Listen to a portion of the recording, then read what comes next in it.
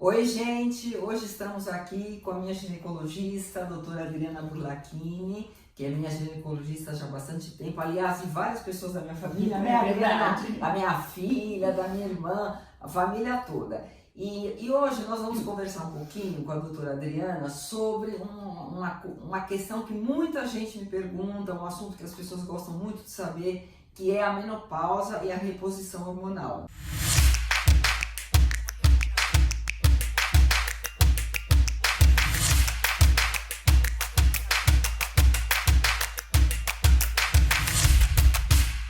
Então eu queria que você começasse a falar um pouquinho sobre a menopausa. Vamos lá.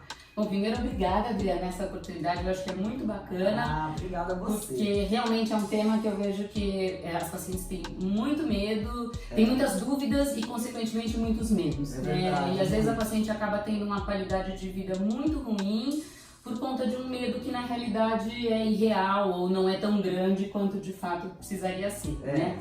Então, o que eu vejo que a primeira questão, elas falam, mas eu já estou na menopausa? O que é a menopausa? Mas é a menopausa ou é o climatério? Como é que é isso? Qual é a diferença? Você sabe que eu não sei bem qual é a diferença do climatério ou da menopausa. Então, vamos lá. A menopausa significa última menstruação, ponto. Então, eu digo para o paciente, eu só consigo dizer que você está na menopausa daqui a um ano, quando eu tiver certeza que aquela foi a última, né? E o climatério é essa fase de transição. E a gente define, né, a medicina climatério como o início das ondas de calor. Mas no fundo a gente sabe que às vezes o sintoma principal não são as ondas de calor, né? A gente tem, então o climatério é isso, essa fase de transição em que o ovário começa a não funcionar direito. Mas ainda tem menstruação. Mas ainda pode ter menstruação. Tá. Às vezes tem pacientes que começam a ter as ondas de calor quando de fato param. E tem outras que já começam a ter um pouco antes, né? E a gente vai conversar um pouquinho que, na realidade, hoje em dia a gente vê que tem muito mais do que simplesmente as ondas de calor, Tem né? muitos outros sintomas, Muitos outros. Mas é isso, a pessoa pode estar no climatério sem ter ainda a menopausa estabelecida. Sei. É porque você diz então que o primeiro sintoma seria as ondas de calor. Normalmente, sim. Agora eu vejo, Adriana, que tem mulheres que falam, eu entrei na menopausa e não senti nada, não tenho nenhum sintoma. E é comum ou é raro isso? Ou são pessoas abençoadas, né? São pessoas sortudas. São abençoadas porque as ondas de calor são muito chatas. Nossa, mas na realidade, Adriana, quando eu te falo do climatério e essa coisa da onda de calor, é porque a medicina muito tradicional define isso como o climatério. O que eu vejo na prática é que as pacientes às vezes estão incomodadas com outros sintomas, que começaram ali com seus 40 e poucos anos, começaram antes do climatério propriamente dito, da onda de calor, né? Se a gente for seguir uma definição rígida, e que já merecem algum tipo de tratamento, algum tipo de cuidado, porque a qualidade de vida fica muito ruim.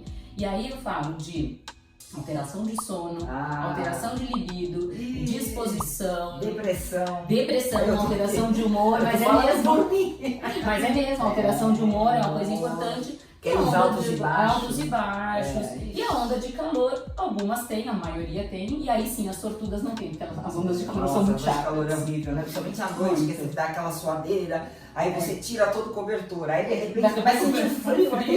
Isso mesmo. Nossa, e aí fica aquela noite inteira. Muito chato. E eu acho, agora você falou um negócio que me chamou a atenção, que eu lembrei, que eu antes mesmo de entrar na menopausa, eu comecei já com dormir mal, um pouquinho de tristeza, depressão, eu acho que isso já era o início, sem né? dúvida, Que às vezes a gente identifica que é da menopausa. E às vezes os médicos também não identificam, né? E falam para o paciente, não, isso é normal. É normal no sentido de que o ovário vai entrar em falência, essa palavra é meio pesada, mas é isso que acontece, né, com o tempo. O que não significa que a pessoa precisa sofrer com esses sintomas. E você, Adriana, porque eu vejo muita gente falar, meu médico é a favor da reposição, meu médico é contra. Você, de modo geral, é a favor da reposição hormonal? Muito. Embora eu seja mastologista, né, e mastologistas às vezes tendem a ter um certo receio, a gente vai do câncer de mama, a gente vai falar. Eu sou muito a favor. O que a gente vê, o que a gente estuda é que a qualidade de vida das pacientes melhora muito. Verdade. E a gente tem não só a questão da onda de calor, mas tem toda a questão estética, que é sim importante, de cabelo, de pele, que é nítido uma paciente que faz e uma que não faz. Flacidez, né? E eu acho que duas coisas são muito importantes quando a gente pensa na reposição. É a proteção cardiovascular, que a reposição hormonal dá. A mulher infarta menos do que o homem até a menopausa, porque o estrogênio protege, né? Então eu acho que isso é muito importante. A prevenção de osteoporose, porque fraturas por osteoporose são coisas sérias, são complicações sérias, né?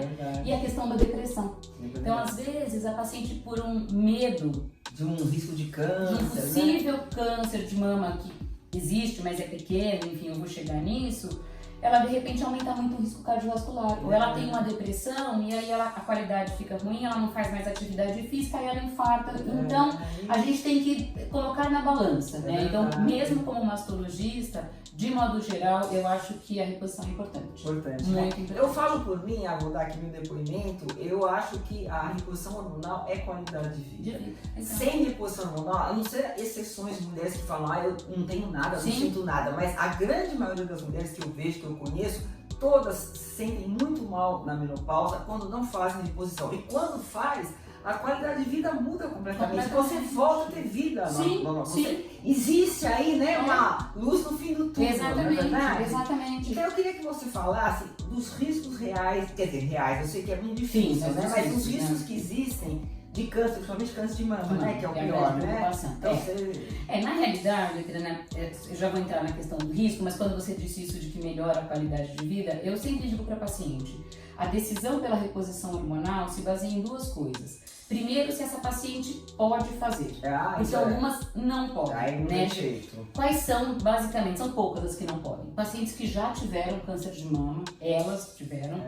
Pacientes que tenham tido infarto, derrame, tromboses, que a gente chama fenômenos tromboembólicos, e paciente que tenha uma doença hepática grave ativa, porque os hormônios são metabolizados no fígado. Então essas são as 3 contraindicações absolutas para reposição.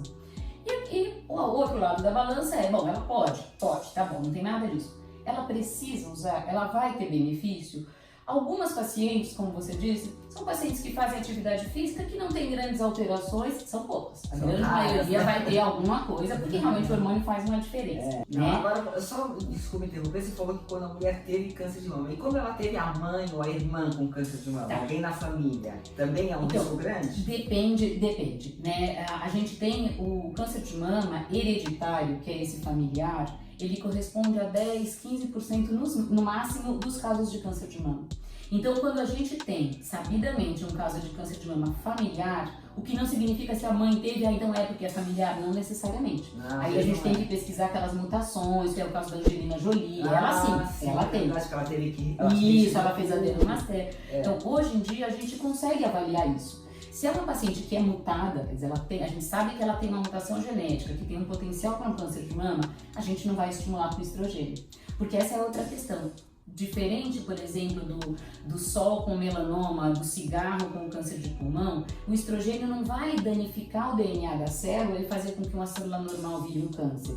O que ele vai fazer, sim, é alimentar uma célula que já seja previamente alterada. Então, por isso que um gatilho, vamos dizer assim. Ele pode ser um gatilho, mas não necessariamente. Então, existe, o resumo é, existe um aumento de risco? Existe.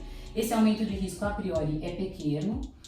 Sobretudo se a gente usar até 10 anos. E mais de 10 anos? Mais de 10 anos a gente vai tendo algum aumento de risco, mas isso aí é importante individualizar. Eu tenho algumas pacientes que usam há 20 anos e não tem absolutamente nada. Eu há mais de 10 anos.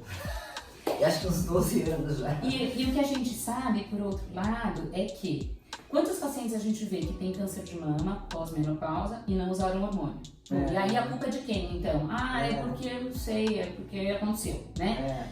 E quantas pacientes que usam e não tem? E por outro lado, a gente sabe que a maior parte dos casos de câncer que se desenvolvem em pacientes que estão usando hormônio, que a gente então tenta fazer essa associação, tendem a ser mais benignos. Não é benigno porque ele é câncer, mas eu digo... Eles não é tão agressivo. Não é tão agressivo. Eles têm comportamento mais insidioso. Em geral, a gente consegue tratar, às vezes, só com uma cirurgia pequena e, eventualmente, radioterapia ou medicação via oral. Normalmente, a gente não precisa de químio. Eu não sabia disso. É mais comum. Então, eu acho que a gente não precisa ter tanto medo. Uma coisa que é muito importante, que as pessoas também confundem, e os médicos às vezes fazem mesmo, né? Reposição hormonal é o quê? É pra gente levar aquela paciente para os níveis fisiológicos que ela tinha antes, né? Dentro ali daqueles limites de normalidade, para que ela se sinta bem. Não Não é a paciente ficar bombada, não é a paciente ficar com estrogênio além do que ela deveria, a ideia não é essa. Então, Então, para voltar como era antes da fazendo dessa menopausa. forma, é dar qualidade de vida. Você Qualidade falou de vida. Exatamente. E quais seriam os tipos de reposição? Porque eu sei que tem gel, tem por via oral, Tem né? várias coisas. Primeiro, é importante a gente saber assim, que hormônio a gente precisa repor, né? Isso. Então, quando a gente começa ali, depois dos 40 anos, a média da mulher brasileira de entrar, de fato, na menopausa é por volta de 48. Mas o que a gente vê na prática é que depois de 40, começam a ter algumas alterações, né? Libido, às vezes começa a alterar, enfim, aquilo que a gente conversou. Primeiramente, começa a faltar progesterona, porque a gente começa a não ovular direito, até que quando o ovário, de fato, para de funcionar, começa a faltar o estrogênio. Só que falta testosterona também, né? Que muitos pensam que é um hormônio só masculino, não. Ele é predominantemente masculino, ele tem efeitos masculinizantes, mas a gente produz e a gente precisa dela também. Então, basicamente, o importante é repor esses 3 hormônios. E aí a gente vai definir isso de acordo um pouco com os sintomas de cada paciente, né? O estrogênio, de modo geral, é o grande pilão. Exatamente, é o grande pilão. Exatamente. É o pilar que, na Por um realidade, lado, ele é tudo para a mulher, quando Exato. falta é um problema, É um mas por outro problema. lado, quando repõe ele também é tem os seus riscos. Exatamente isso. O que acontece é que existe uma interligação entre esses hormônios, né? Estrogênio no nosso organismo ele é um pouco convertido em testosterona e vice-versa. Então, por que uma paciente usa estrogênio e testosterona e a outra usa só estrogênio ou só testosterona? Porque para aquela paciente, às vezes, aquilo é suficiente para corrigir por conta dessa interligação, né? Então, basicamente, a gente vai dar estrogênio, progesterona e ou não testosterona, a depender de cada caso. Né? E a quantidade é pequena de testosterona. A quantidade é pequena para deixar a paciente em nível fisiológico. Nada que as pessoas às vezes falam testosterona, acho que a pessoa é bombada, que ela Não, toma aí, testosterona. exatamente, Isso aí é tá outra fora, coisa, isso é né? outra coisa. Seria uma dose pequenininha de uma dose para testosterona. manter o nível basal, né? Tá. Aí você me perguntou as formas. Então, a gente tem via oral, né, que a gente tem associações de estrogênio, progesterona, tem só estrogênio. Precisa sempre da progesterona? Na realidade, a progesterona a gente usa basicamente para proteger o endométrio, para que o endométrio não fique crescendo por conta do estrogênio e a longo prazo possa aumentar o risco de câncer de endométrio. A progesterona faz essa ação contrária. Isso era o que a gente acreditava e talvez o que a medicina, vou dizer, mais convencional ainda acredite, né? O que a gente sabe é que a progesterona, ela no fundo acaba ajudando em relação à qualidade do sono, melhora bastante. Então vale a pena a gente colocar. E que a progesterona, se a gente usar a progesterona natural, bioidêntica, a gente vai ter uma proteção para a mama. A gente não tem aumento de risco pela progesterona. Eu achei, porque no meu caso, por exemplo, Adriana, eu não faço reposição de progesterona, porque como eu retirei o útero, né, há um tempo atrás, então eu não preciso, teoricamente, dar progesterona. Você acha que no caso que faz falta para mim a progesterona? Se os sintomas estão controlados sem ela, não vai ter grandes benefícios, porque às vezes o estrogênio também controla isso, né? Mas aquelas pacientes que a gente tem predominantemente uma questão de sono, ainda menstruam, estão numa transição, que eu não quero perder aqueles anos ali com estrogênio, porque o estrogênio ainda não está faltando. Eu posso até dar um pouco de progesterona e às vezes melhora, né? Desde que seja progesterona natural. Bioidêntica. Por isso que eu queria que você explicasse, que as pessoas me perguntam muito, você faz reposição com o hormônio bioidêntico? Perguntam muito isso. E às vezes a gente ouve até de colegas dizer, esse negócio de bioidêntico, bobagem, isso não existe. Claro que existe. O que a gente tem os hormônios podem ser totalmente sintéticos. E aí só uma parte, quando eu falei dos riscos de câncer de mama, houve um estudo, acho que foi em 1997, que chama WHI, que foi um boom, que ele saiu na mídia, saiu em vários lugares, todo mundo começou a ter pavor do câncer de mama.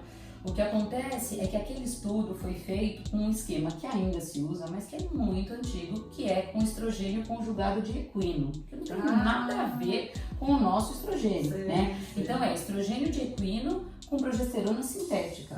Aquilo de fato tem um aumento de risco maior do que quando a gente repõe o hormônio que a gente sempre produziu, que é o bioidêntico. E hoje em dia só se usa o bioidêntico ou ainda se usa? Ainda se usa. Infelizmente ainda se usa. Mas o ideal é que a gente faça sempre com o bioidêntico, né? O bioidêntico tem que ser em gel? Não.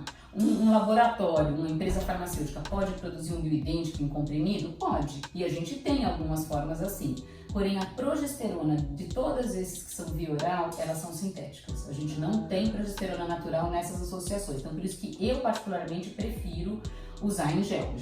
Ou existe progesterona natural, mas é um comprimido que ela toma separado. Então é melhor gel, né? O gel é sempre melhor. Por quê? Ele sobrecarrega menos o fígado, ele não vai ter essa passagem hepática. Então, para pacientes que são hipertensas, diabéticas, aumento de colesterol, outras coisas, esse é o que vai ter menos efeito colateral. Tem risco de trombose também, né? No caso, também. Para risco de trombose também, porque é o estrogênio natural. E não eu passo gel. O gel, que você exatamente. prescreveu. Exatamente.